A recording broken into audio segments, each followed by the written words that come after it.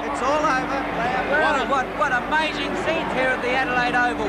The crowd was roaring so hard that no one could hear the final bell, but umpire Cunningham's whistled it over and the record goes down that Port Adelaide have won the 1965 Grand Final, and it must surely rank as the greatest Grand Final game in history.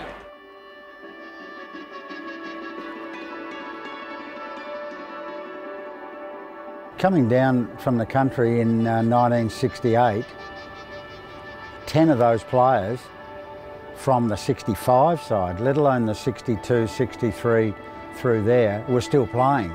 So I had the privilege of coming into a team that 10 of them had played a couple of years prior in a Premiership, and previous to that had played in many Premierships. So you were coming into an environment that just demanded success.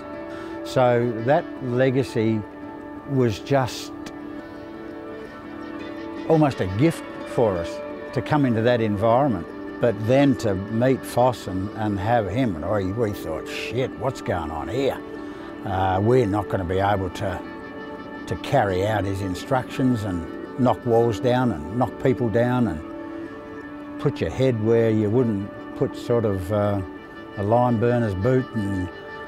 But we sort of warmed to it because, well, we wanted to play, we wanted a game, we were encouraged, and that's what everyone else was doing. So you naturally just did it. If you didn't do it, well, there were 10, 11, 12, 13 of these heroes, Premiership heroes, that were saying, that's not the way you play here. You put your head over. When it's your turn, you go in. So you just did that. Paid the price a few times, but you also gained their respect pretty quickly by doing that. And that was the only way, otherwise you didn't survive.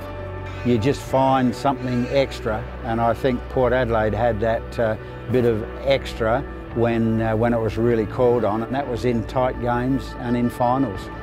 Hottest kick is marked by Mead. Mead sets sail. It is Neil Curley. Who else? Who holds them up? The ball is marked by Elix on the other end of the cricket pitch. His kick is a high one, comes into centre half forward of absolute massive players.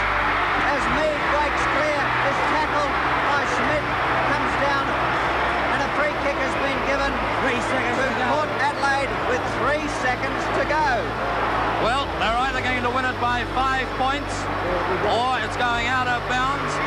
There's 1 point the difference, 107 to South, 106 to Port Adelaide. And here's the player, Mead, to take his kick. He's 55 to 60 yards out. I don't think he can get the distance. He got a goal. He's got a goal and they've won it. Port Adelaide have won this game.